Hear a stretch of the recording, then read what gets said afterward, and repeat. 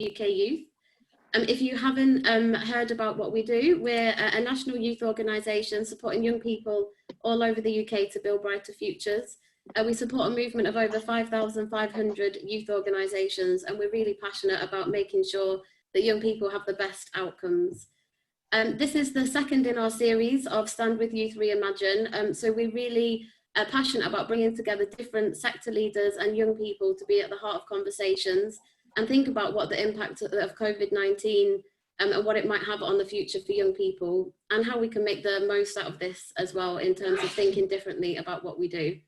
So I'm going to hand over shortly to Ndidi, who's the CEO of UK Youth, and we've got a great lineup of speakers for you talking about the financial future. So we've got Sarah Chow, a member of UK Youth Voice, Sarah Atkinson, CEO of Social Mobility Foundation, Tish Nadasan, who's COO of Clio AI, and Ahmed Mohammed, who's the founder of You versus You. So enjoy the conversation, do take part in all of the interactive polls, and I'll hand over to Ndidi now. Thanks, Kaylee.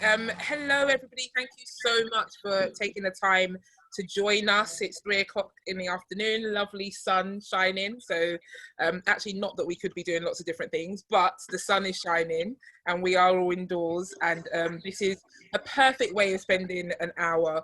We're really excited about this series because we really wanted to create the space to have conversations around not just what is happening for young people now, but really thinking about what needs to happen as we move into the future. And we didn't want to have these conversations without young people involved. And so one of the most powerful things I think that can happen is to have young people, sector leaders, community groups, parents, all coming together to think about work and to solutionize. And so that's something that we are really keen to be doing. In a moment, we are going to kick off by sharing the results of a word cloud that we sent out to ask people what they thought when they imagined the financial future for young people. And so we will be sharing those results with you in a moment. But I just wanted to introduce our panelists with a bit more detail. So as Katie said, we've got Ahmed Mohammed with us. Ahmed is the founder of You versus You. Ahmed is a care leaver currently working as a peer outreach worker at the GLA. He sits on the Bank of England Youth Forum, and he works with Tottenham Hotspur Foundation as an employment advisor. Ahmed founded You for You to support young people to develop their personal and interpersonal skills through mentoring and workshops. Due to his own life experiences and how he's personally overcome them, Ahmed understands that there is a need for encouraging young people to have a positive mindset. And so that's something that he feels really passionately about. Then we have Sarah Chow. Sarah is a member of UK Youth Voice, which is the national youth steering group of our organisation, UK Youth. She's also a representative of the Youth Unemployment National Policy Group, COVID Response.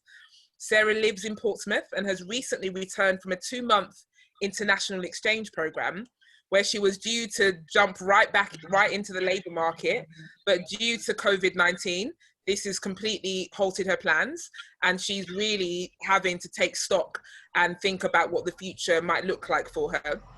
And I'll have Sarah share a bit more about that in a moment. Then we have Tish. Tish Nadasan is the COO of Clio AI. Clio is the AI assistant that helps over 3 million customers across the UK and North America build a better relationship with money. Clio is the digital customer interface for money with a sense of humor, personality, and intelligence that empowers people to reach their financial goals.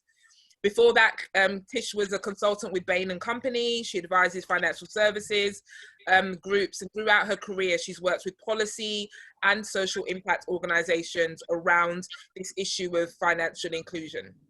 And last but not least, we have Sarah Atkinson. Sarah is the CEO of the Social Mobility Foundation, which is a charity that works to support disadvantaged young people to enter universities and professional careers. She joined that organization in January 2020. We are starters at the same time. She was previously the Exec Director for Strategy, Policy and Communications at the Charity Commission. And so as you can see, we've got an incredibly rich and varied panel of people that are going to be sharing their thoughts. But the USP of these conversation series is that we want to hear from you. And we especially are making a call out to young people. So we have over 160 people that registered for this webinar. We know that there are lots and lots of young people themselves who registered to join. This is your conversation. And so please, hopefully we're all now very familiar with Zoom, but there is a chat function there where you can submit questions, share reflections. I'm going to be asking specifically for young people to speak, but I won't know if you're young or not, so please feel free to share your thoughts and questions as well. So that being said, let's jump straight in. So to kick us off, I'm going to share the results of the survey that we did, and I'm going to ask our panelists first to reflect on what they see. So hopefully you can all see that. And then I'd love people to start jumping in with some comments and reflections about this. So the question that we asked is, what does the financial future of young people make you think of? What do you think when you imagine the financial future for young people? And these are the results that we got from lots and lots of people jumping in. So Ahmed, why don't we start with you? When you see this, what does it make you think of? What are your reflections to this? Hello, can you hear me? Yes, we can. I think looking at what actually came up, like uncertain, precarious, challenging, unknown, is like young people at the moment are very anxious in terms of what the future looks like, especially when you hear from the news as well that young people are more likely to be affected when it comes to financial circumstances than any other person. That just puts fear into young people already, even without the media, showing that young people are already scared. Some of them have lost their jobs. Some of them are not even sure if they'll be able to go back into education, especially those in university, in terms of paying their bills as well and keeping up to like just everyday life. So I think what came up is what young people have actually been saying a lot, like the future is uncertain, unknown, fearful, which contribute to a lot of, poor mental health as well. Yeah, absolutely. Sarah, does it resonate with you? Would you have different things that you'd add to this? Not really. I think I feel all of those. And I am actually surprised that it's all negative. I thought that from speaking with some people in my group, my youth groups and things, some were optimistic, not many, but I am surprised that it's all negative, although saying that is, all of these words are what I feel. So it definitely reflects my personal feelings on the issue. Absolutely, thanks for that. Tish, when you look at this and you think about the work that you guys are doing, does this incentivize you? Does it make you rethink some of the things? Does it resonate with where you'd imagine young people's views would be right now? Yeah, I think the interesting thing for me is that if we had made this word cloud 3 months ago, I'm pretty sure most young people would have said the same thing. Wow, okay. Like the reality is 1 in 2 young people in the UK, young people use credit every month to get to payday. And money has always been a big driver of stress for young people. I guess the challenging thing with the current situation is it's exacerbated, it's worse, it's even more painful. So the change you need and motivational companies like ours, people to bring in great policy, is even higher. But yeah, I'm sure a lot of those words would have come to mind for a young person if I'd talked to them a year ago today.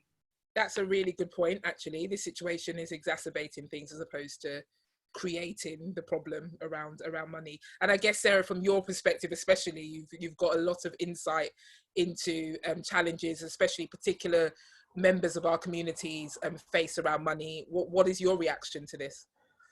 Yeah, so I think this chimes with what we're hearing from our students.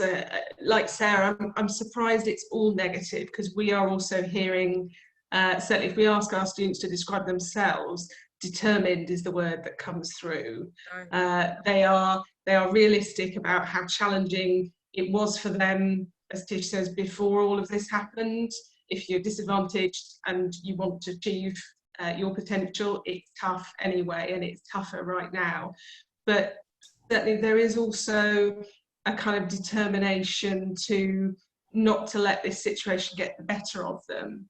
Yeah. I think the uncertain is a big word there, and I think that's something that everybody does have to come to terms with, that there is a lot of uncertainty right now. There are things that we don't know, and so trying as ever to work with our students on the things that they can do that will stand them in good stead, and being honest with them about saying about the things that we don't know, we are going to have to wait and see, is part of how we're trying to support our young people through this. Yeah, and just really based on what you guys have just said, and I can see people have already started adding their comments, so please keep them coming.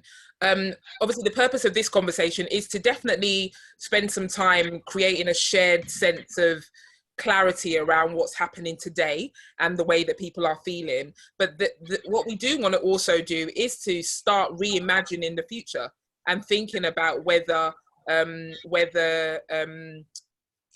there are opportunities in this that we could utilize to have a different outcome. Maybe to Tish's point about the fact that lots of young people would have already felt this way. Do we need to just accept this moving forward? I don't know, when you look at this, Sarah, starting with you, just are there opportunities that you think COVID-19 offers for us around reimagining what the future might look like around financial stability for young people? Yeah, I think there are opportunities. I mean, thinking particularly about the world that we work in with employment opportunities for young people, there's no doubt there's some sectors that are really finding this period tough. Retail, obviously, and the food business.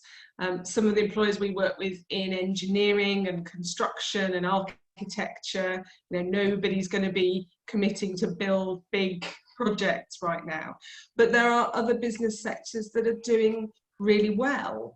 Some of the clients and employers we work with in law and in finance, tech, obviously, are doing pretty well through this.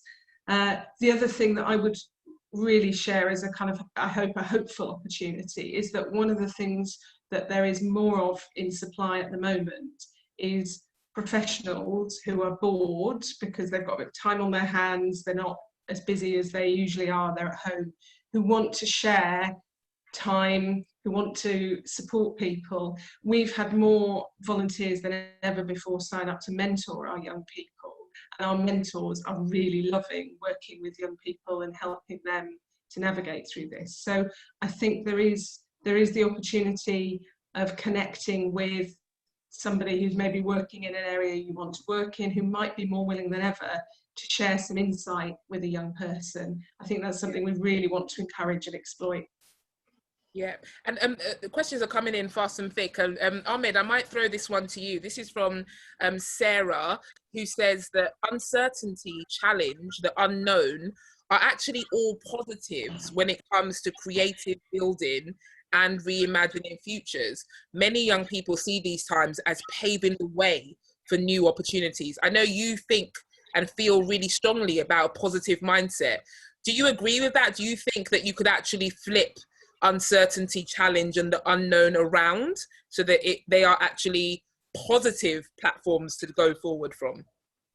Yeah, I think that could be flip around, to make that in a positive way, because sometimes when you don't know what the future might looks like, and it just gives you that extra motivation to want to equip yourself with so many different tools and help you just to be prepared for the unknown. There are sayings that people usually say, like, always be prepared for the unknown. It's okay when you know what's coming around, but then what about things that you don't know about that will be coming around? And I could give an example of myself as well. It's like and this usually comes with the people around you to help you to figure out what are you actually capable of doing. It's not just about the everyday life, but what other tools and skills do you have that you can utilize if you find yourself in a different circumstances or different situation. And one of the things that I'm currently doing today, and when I say to people I actually get paid to do this, is every Thursdays I do Instagram live show with inspirational people for an hour, every Thursday, 7 to 8 p.m. And these are paid work. But when young people are actually on Instagram, doing all this motivational talk or doing something exciting, but if someone or a mentor haven't said to them, hey, you can actually use that opportunity to make money, and there are so many people out there that will be able to connect to you, they wouldn't know. Yeah. But this is something that they find fun. So this is, just to answer that question in terms of uncertainty, you can actually flip it around and look at what tools do you have and what can you learn as well, just to be prepared for the future. I love that idea that you're making money doing things that people lots of young people are probably doing anyway. And so again, this goes back to this issue of exposure and understanding, because I'm sure there are lots of young people, I'm sure there's lots of adults who don't even know that's a possibility, that's something they could be doing. So brilliant. Okay, you guys would have seen that there is a poll that hopefully is popped up on your screen, where we asked you to just kind of react to this word cloud as well. So let's see what the results of that are. My handy colleagues, well, there you go. Right, so the main response that we can see overwhelmingly is that people aren't surprised. You had their kind of surprised, shocked. I'm not sure if you guys can all see this, but surprised, shocked, okay, not surprised, annoyed, angry, upset. And the majority of people aren't surprised. So that's really interesting. That's the result. Great. There'll be lots more polls come in. So please get those fingers ready to engage. And thank you so much for all the questions coming in. It's really great to see. Okay, so I guess just to maybe again go back to that opportunity to lay the context a bit more for people. Sarah, I'm going to come to you, and just maybe if you can help us all just paint a picture for us about what's happening for you right now and what your experience of COVID-19 is currently, but also how it is influencing your thoughts about the future. So my experience has been, I would say, quite up and down. It was obviously it's been a surprise for everyone, but so just a bit of background. I was on an international exchange program for 2 months at the beginning of the year on a ship, on a cruise ship. So it was so then to come home and to have those similar kind of rules and restrictions about like hand sanitizing and social distancing and things like that, just because there was a fear of influenza on the ship. So I do feel like it's kind of, my whole year has been this, or that kind of mindset. So I do think for me, it kind of has just been a really long time doing it, if that makes sense. Just like half a year doing the same thing and acting a certain way. And so yeah, but it has been really up and down. Obviously coming back to try and kind of delve into the labour market and being confronted with this kind of situation has made me feel incredibly lost, I guess, and just really uncertain about what to do now and what to do in the future. How long am I going to be in this situation for? Things like that. So it's just really uncertain, and I know you can try and, I guess, turn that around, and it can be a positive, definitely, but in like how I'm feeling right now is quite a negative headspace to do with the future of like employment and like financially for young people. So yeah, personally, it's challenging. I mean, so well said. Thank you. Really painted an incredibly powerful picture about that. And I think what I'm hearing you say is that you kind of obviously had an image of what this year was going to be, and that's been taken away from you.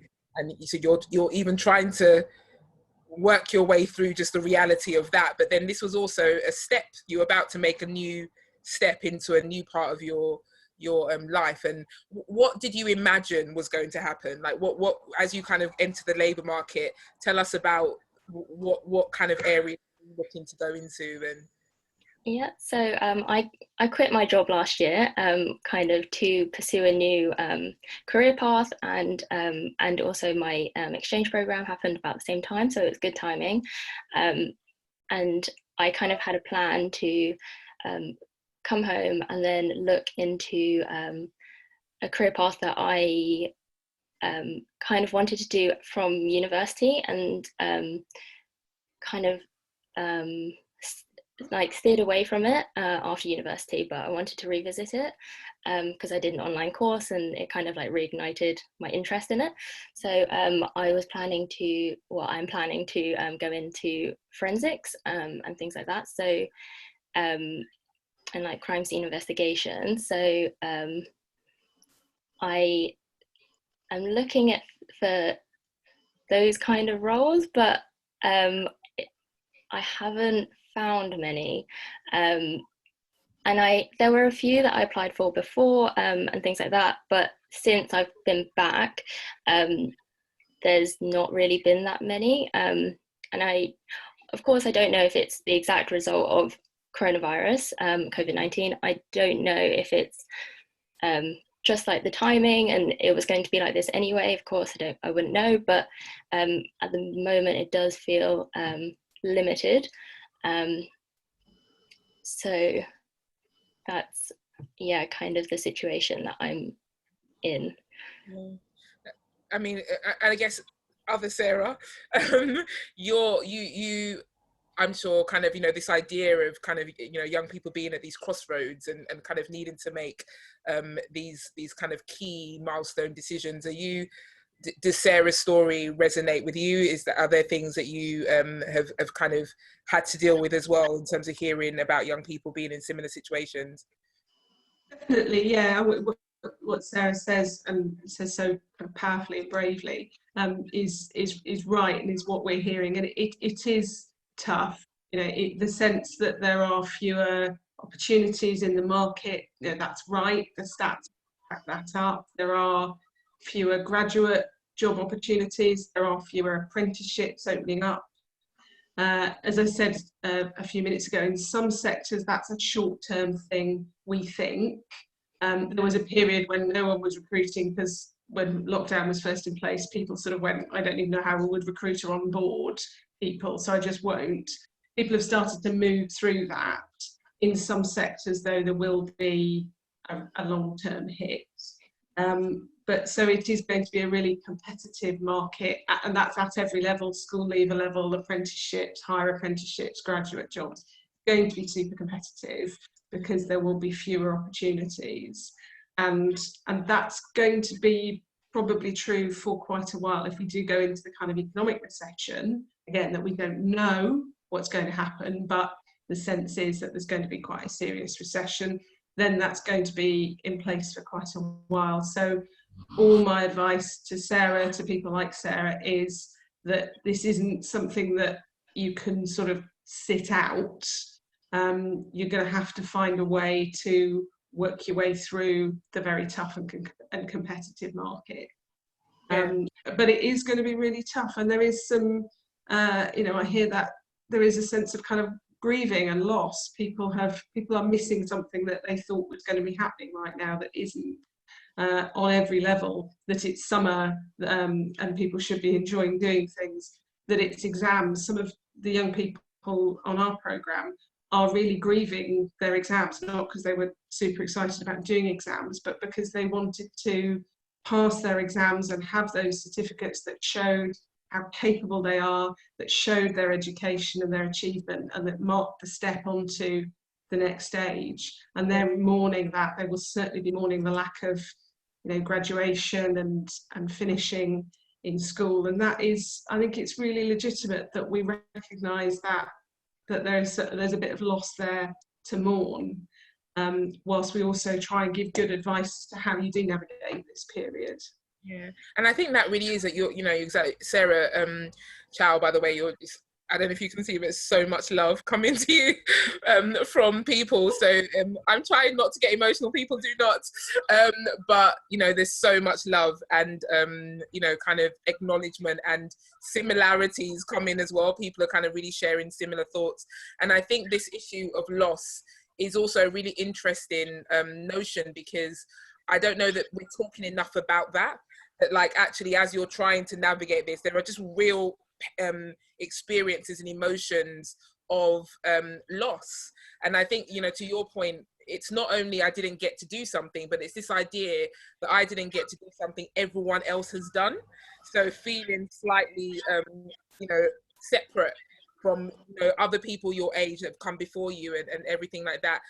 Tish, just to connect to the work of Cleo on this, I mean, is part of this feeling of helplessness, do you think it is because of the singular way we think about money and the way we think about financial stability? And in your mind, if people were more empowered around finances, do you imagine that the feeling would be as intense? I don't know if that makes sense, but I wonder if, because we've got this single view of employment and, like, I get a paycheck and that's exactly all I know, if there was a broader understanding around finances, do you think that the situation could be alleviated in that way? I think, we talked about this before, indeed, but money for most people is, like, at best boring, at worst terrifying and incredibly stressful. Like, money is not something people in general engage with every day, use like their app that they do anything else on, and it feels like something that is done to you often rather than you get to be in control of. And the point of Cleo, and for those that know what Cleo is, you talk to her like you might talk to Siri or Alexa, but about your finances, and she helps and coaches you to take better choices, to improve your financial health. And we have seen people build incredible relationships with Cleo that help them then change their behavior and get to better outcomes. It also means Cleo is a place people come to, like, share some of the challenges of the moment. So we've had like a 120% increase, I think, people saying, I'm stressed, I'm broke, I've lost my job. So I think the way we currently think of money is something that we are not empowered to change in many ways is challenging. And more conversation, dialogue about the things that are challenging, more information that empowers you to take better choices, and a kind of ongoing level of support and engagement, whether from companies like Cleo, your community and network, or the mentors that Sarah talked about, can be really helpful to change that dynamic. But certainly it can be a really challenging time. And we've got a really interesting question here from Chris, from the Peter Jones Foundation, and maybe just to again pass this to you, Tish, just to build on.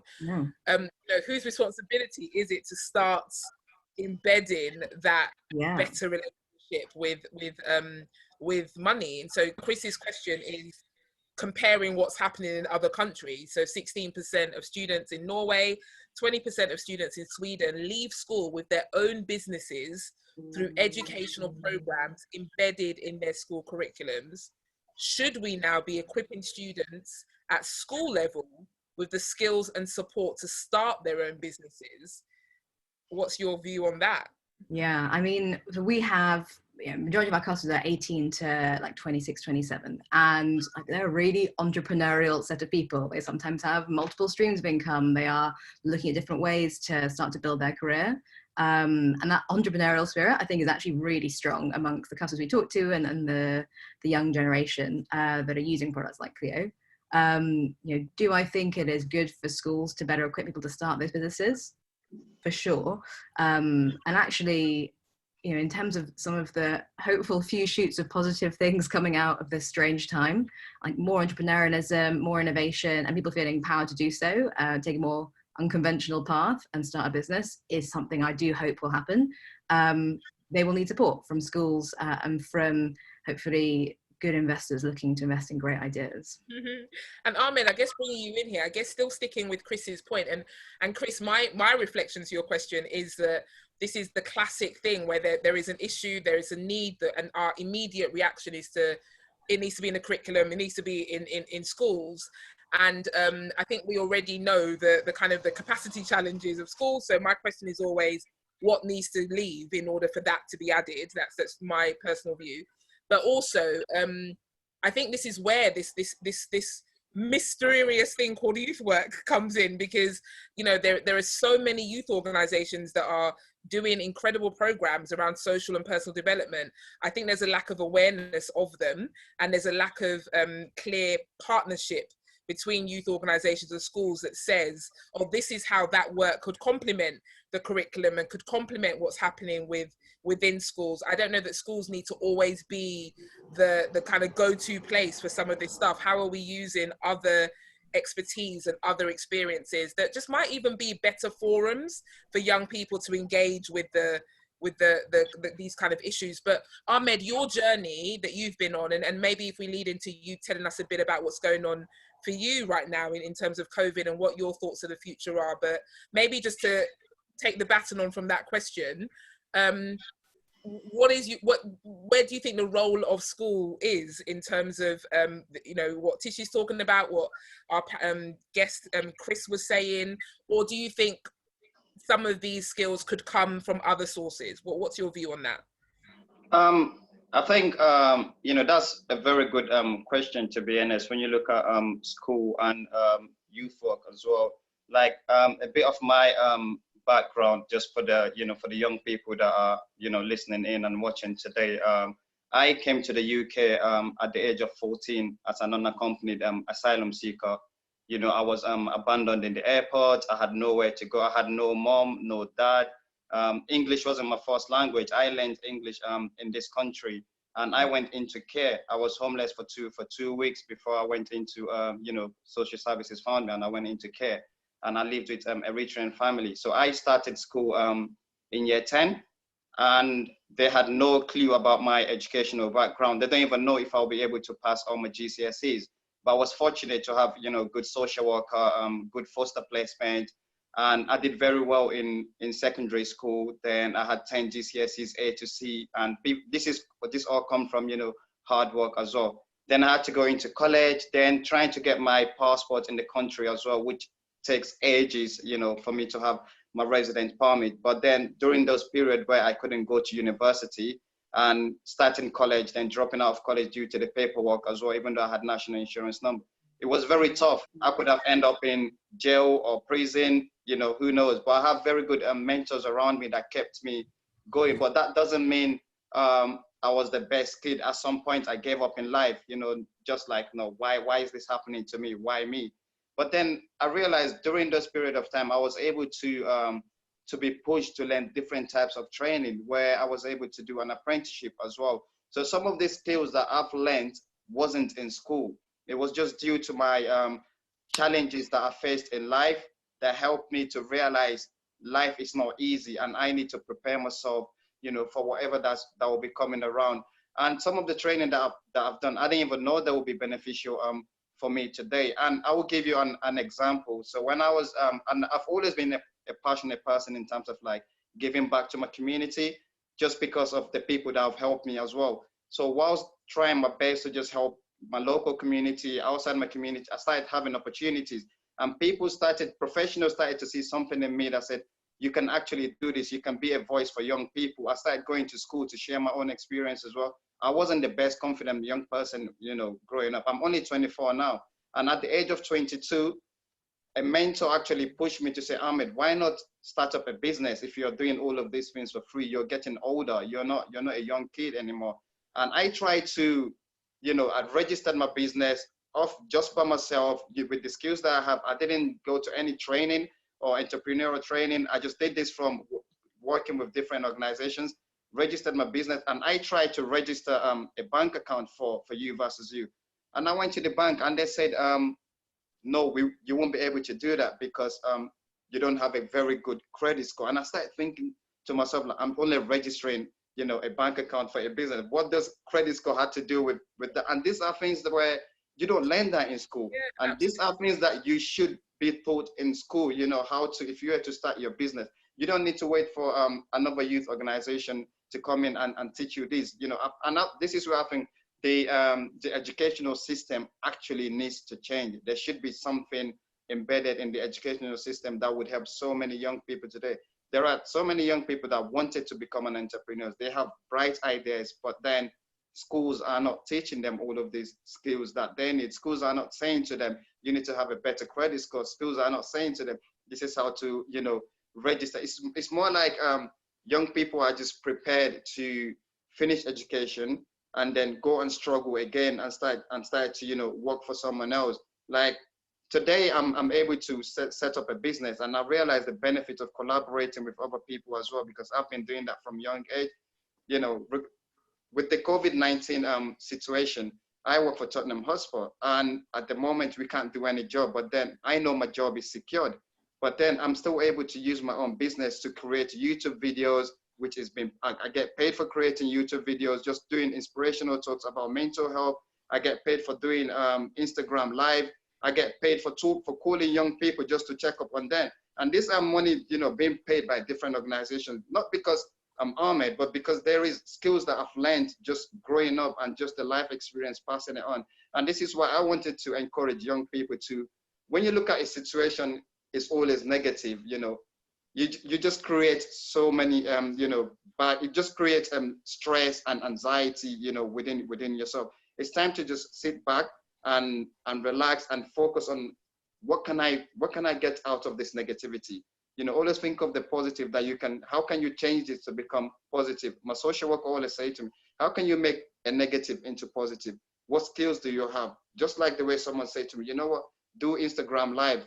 You use your Instagram, we will pay you for it. There is so many things that when you sit, you just need to sit down, reflect, and think about what you can do, and with the right support as well, you know, people around you. And this is what we need, you know, more mentors, more people that can support young people. But when it comes to education, there needs to be more, you know, young people, you know, need more. The educational system needs to change.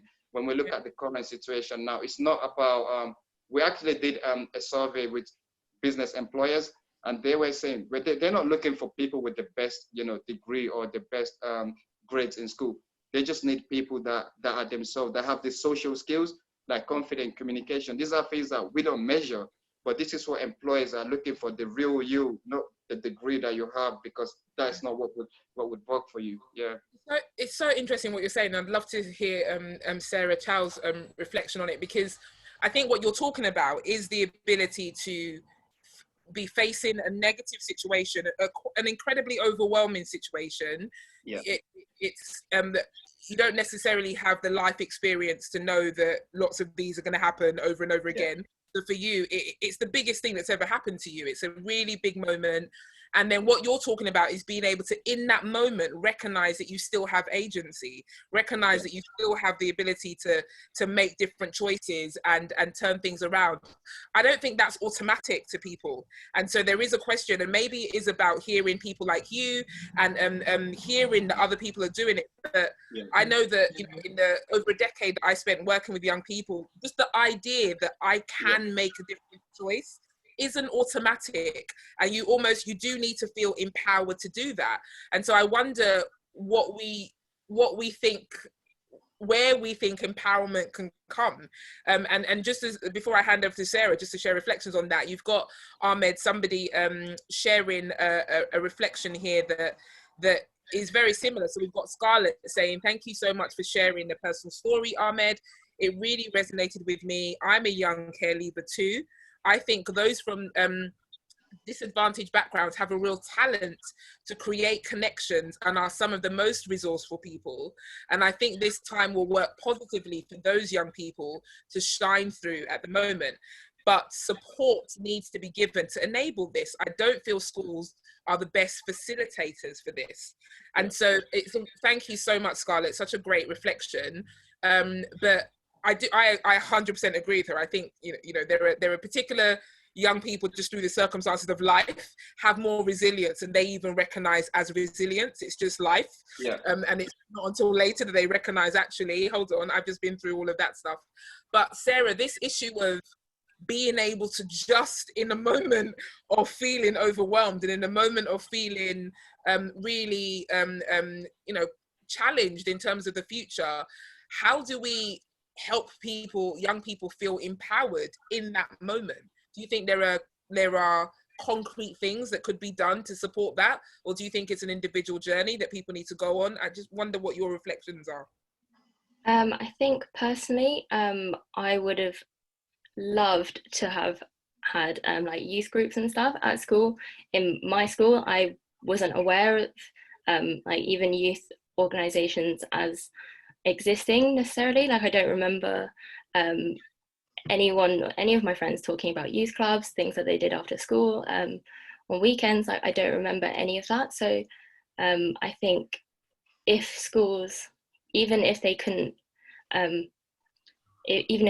help themselves, I think schools should at least like signpost to things, other organizations that could help. And obviously that's going to be based, like all schools are going to be different. But personally, I think that would have been kind of a good path to go down, and had that guidance, especially, well, my parents came to England, and they weren't people that I could ask for advice on careers or anything like that, because they didn't know. So I think and they relied on the school to do that, and then obviously if the school is lacking giving that information, then people are lost. And yeah, I do understand that. I think people should be also like responsible themselves, but also it's that I don't know what I don't know kind of thing. So some guidance, even just like signposting, anything like the Prince's Trust. I didn't know anything about that when I was at school, so it would have been nice to have had some info and some more careers advice, things like that, because I couldn't get that advice from home. Yeah, so powerful. I don't know what I don't know. Like that is just such a powerful, I think, to me, honestly, Sarah Atkinson, that kind of almost sums up social mobility to me. Like that is really it. Like, how do you even begin? You don't even know what you're meant to know. And I think it goes back to Ahmed's point about being able to be exposed to lots of things. So guys, we're going to throw in another poll, because I think it's perfect timing, and it is around this question of whose responsibility is this? So we've heard, obviously Ahmed's reflections. You've heard Tish talk about what businesses are doing or could be doing, or entrepreneurial opportunities. You've heard Sarah talk about, I wish I knew some of this stuff, and where do I get that information? So our question is, who do you think is responsible for securing the financial future for young people? Is it the government? And we mean ultimately responsible, like, so just to make it a bit more difficult, like who is ultimately responsible for securing the financial future? Is it the government's responsibility? Is it school and formal education sectors? Is it the youth sector's responsibility? Is it everyone? Like we all just have collective responsibility? Or is it the young persons themselves? And to be really clear about that it goes back to Ahmed's point about agency. And we often talk to young people, especially when they get to a certain age. I think society does treat them like it's down to you now, sort yourself out. So we may kind of, recoil against that idea. But, is there a kind of a personal responsibility about this? And just as people are filling that out, Sarah Atkinson, what would your response be?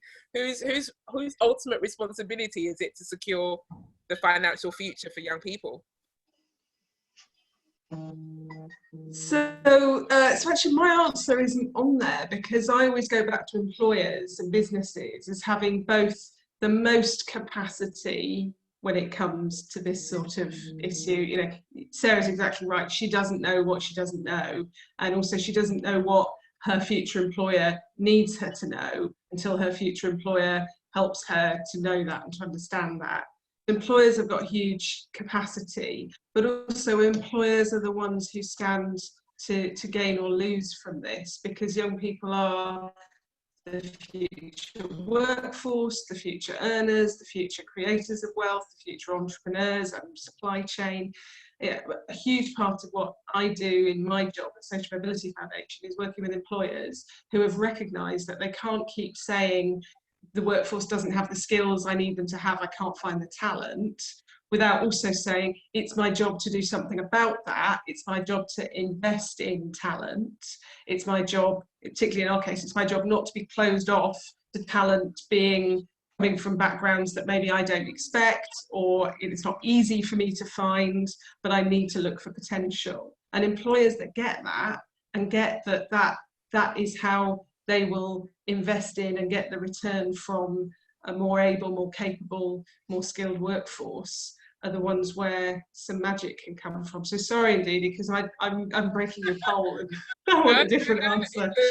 And someone, we've got Rachel here with an additional group that I think is a really interesting group. So Rachel says she honestly believes that resilience needs to be trained to parents and young people, that maybe that needs to be embedded in schools as well. For some kids, we learn so much from our parents, and if parents aren't able to be resilient, it really makes it hard to recognize and emulate that skill. And again, Tish, going back to Clio, I don't know whether was some of that your thinking behind, I guess, the concept of the design, that what maybe should be transferred and translated through home isn't happening, and so we kind of need to create this other platform and opportunity for people to skill up? Yeah, I guess the idea, the conclusion is sort of independent of that. Everyone comes to, that stage in their financial life with whatever background they have, but I guess what we don't believe is that you can just send a leaflet to someone or have one class in school, one session from the youth group you're part of, and then suddenly you're sorted for your financial life.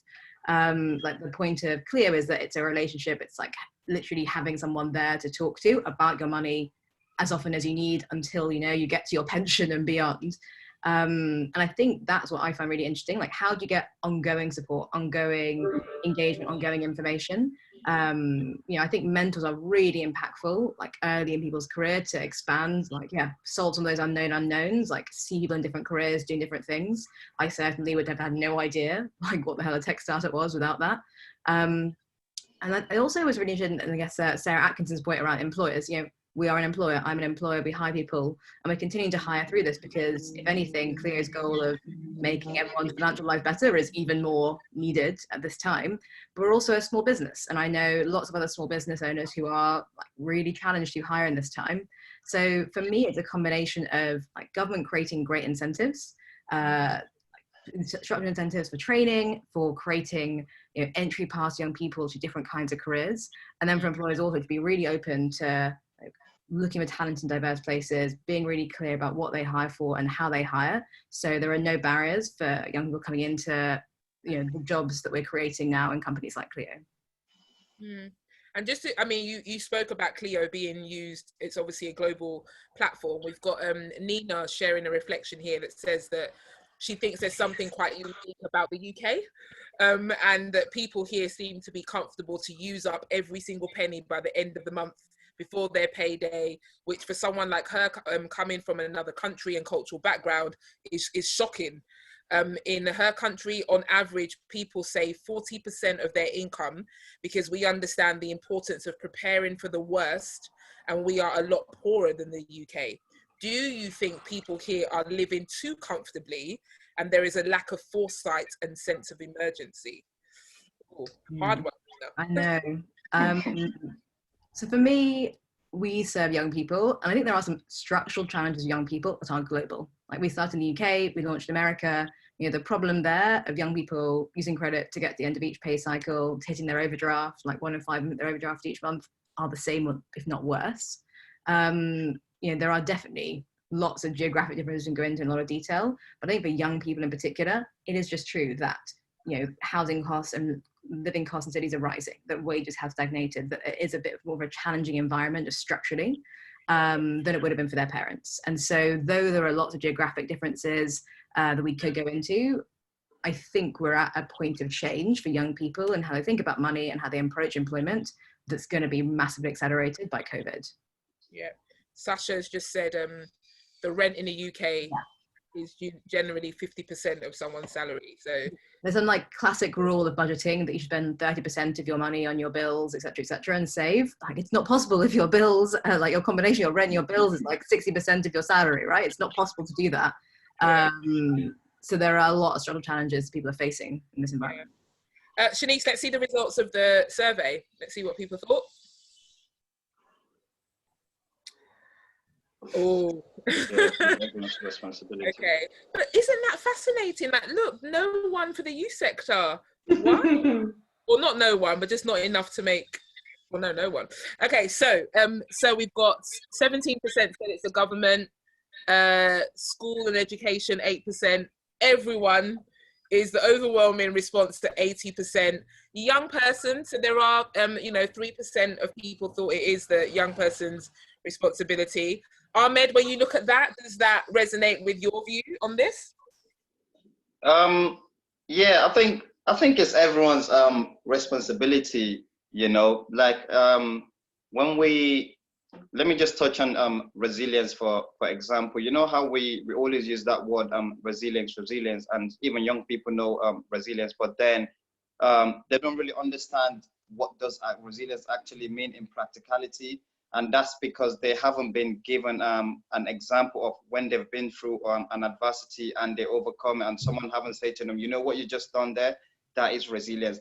And for somehow I've managed to learn, break it down for myself through my own journey as well, that there is, I break it down to resilience is actually two different types. There is the internal resilience and there's the external resilience. And I managed to help myself figure out that the reason why I'm able to be here, sitting down here today and being in this webinar, it's not just because I went through a life, tribulations, and I was very strong. I was, mentally strong to get to where I am.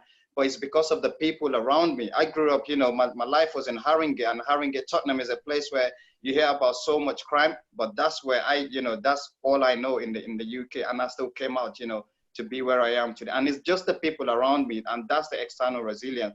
So regardless of how mentally strong a young person is, if what's around them are not helping, they will break down.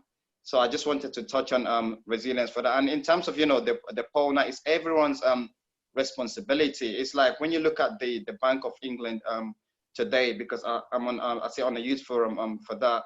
And I don't know if all the young people, listening today, if they actually know that the Bank of England actually have an impact to our economy and society today, because they control the interest rate.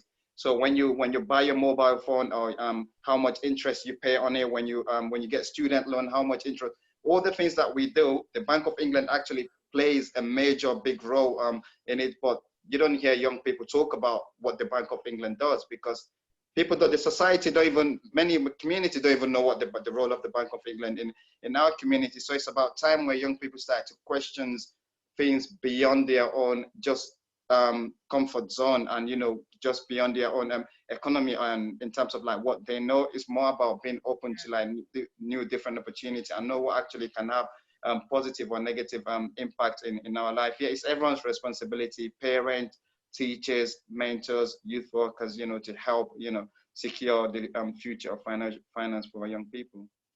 Yeah, I mean, it's so powerful, and you're right. Like, lots of young people don't know, lots of adults don't know what the Bank of England. So it all kind of carries on as well. But all right, so as we wrap up, the title of this was Reimagine.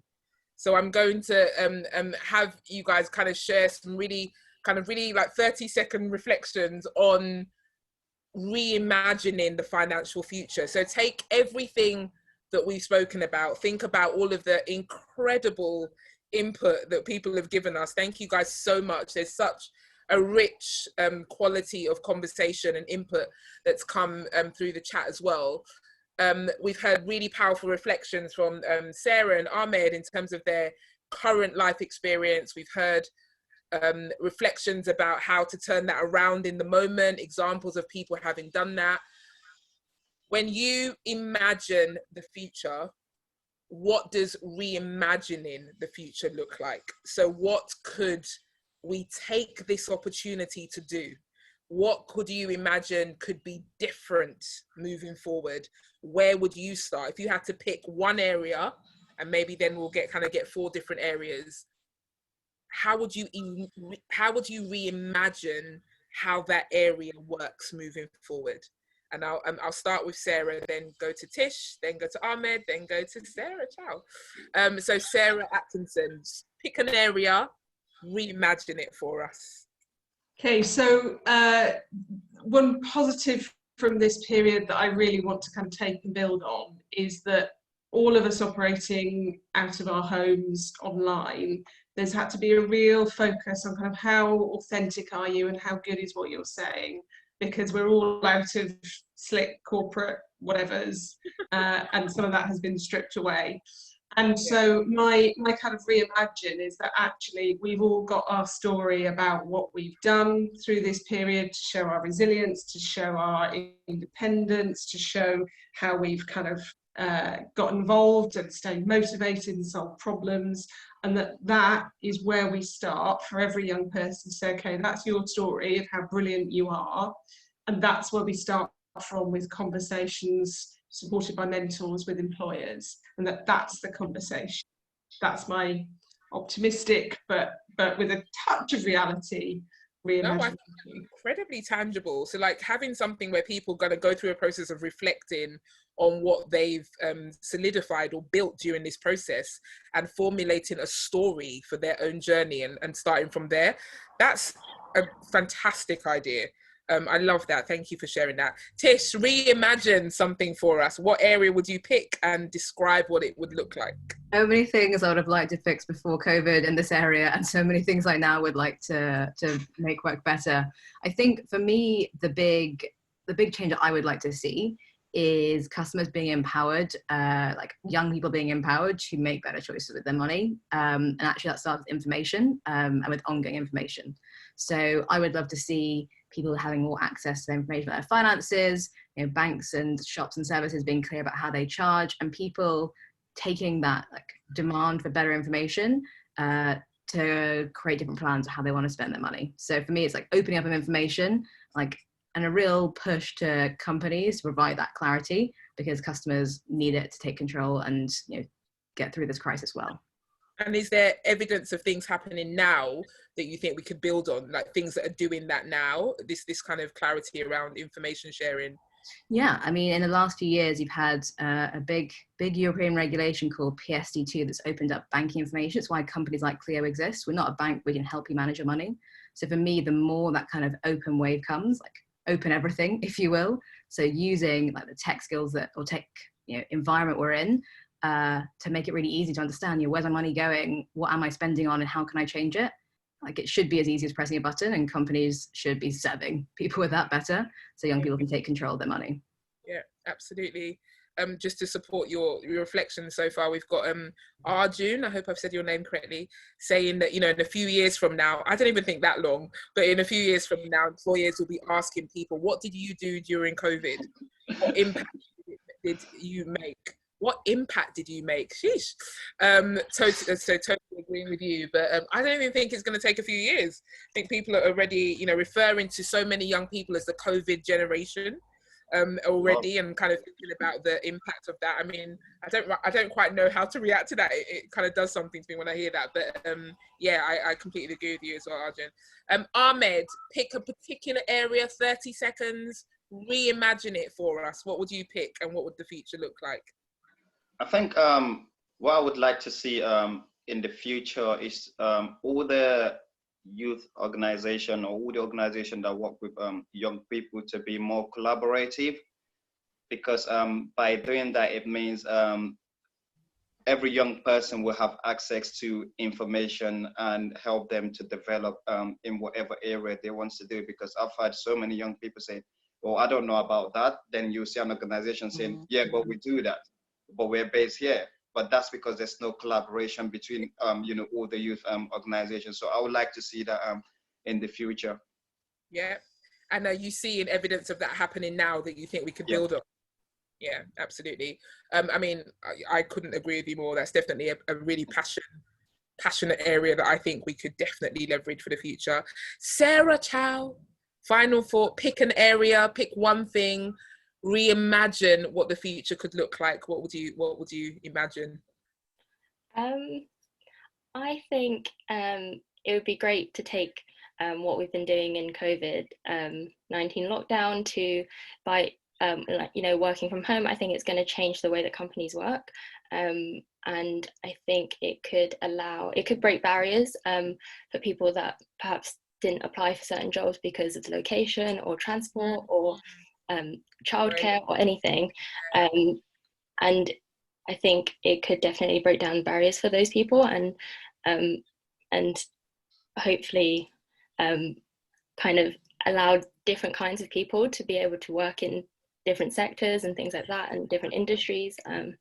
So yeah, that would be mine. What an amazing one to end on, Sarah. That is so true. Like this idea of actually, could all of this could help break down further barriers, help people imagine being involved in work they would never have imagined before, because we're all having to figure out how to do it in this way. So you don't need to think about how I would get there, what I would look like in terms of, you know, all sorts of things. I think people are able to just kind of lean into a bit more. And so 100%, is there something we could do that really leans into the diversity opportunity that's kind of opened up here? I love that. Thank you so much. Everyone, we're going to close with the final poll just as Kaylee comes and closes us out. But the question is very much around, you know, you've just listened to this. We've just had Mohammed saying, where can he get a copy of this? I agree with you. I want to listen back as well. Absolutely fantastic. But we want to have a bit of a call to action. And so this is just a moment for you to reflect on what do you think needs to happen next? What do you think we can do next? We are obviously continuing lots of conversations, but around this specific thing, I don't know if Shanice can put the poll up. The question is, what do you think the next steps around securing a financial future for young people should be? We are really interested in hearing that and then taking that forward if we can, or at least playing a role in doing that. So while the poll is there and you're filling that in, I'm going to stop talking now and hand over to Kaylee to close us out. Thanks, Ndidi. Firstly, just want to say thanks so much to all the panelists. It was a really, really insightful conversation. I think there's a lot there to digest, a lot to process. Thanks so much for everyone for joining, all the attendees. It's been great to see so many different types of organisations here. Your comments are all fantastic. I was messaging one of my colleagues, Shanice, throughout saying, like, there's so much we can do with this. Please continue the conversation on our social channels like UK Youth, hashtag Stand With Youth. There's lots of comments online I can see already. This is the start for us. We really want to continue to be bringing people together, and we want young people to be at the heart of that. If you're a youth organisation, please, if you're not already part of the UK Youth movement, we'd love to hear from you and have you as part of our gang. So do join. And yeah, and there will be recording. I can see lots of people saying, will there be a recording online? There will be. We will send out the link to this as soon as it's up to everyone that's joined and to people who couldn't make it as well. And if you're from a business or an employer, or you're a young person and you want to get involved with us, please get in touch, movement@ukyouth.org, or connect on our social channels and we can carry on the conversation. So thanks so much for joining, everyone. We'll see you all soon, hopefully. Yeah. Oh, the results. Here you go. Shanice, the results. Let's see what people think. Look at this. Okay. Lovely. So huge favour. So 50%, half of us think that the next steps are what Ahmed was saying earlier, cross-sector working to support young people. Music to my ears. Young people need to lead the conversation, 22%. Continuing the conversation with policy campaign asks. So you can see lots of the reactions there, but definitely huge favour for more collaborative cross-sector working. Yay. Fantastic. Thank you all so much. Thanks, everyone. Thanks, everyone. Bye. Thank you. Bye. Bye. Bye. Bye.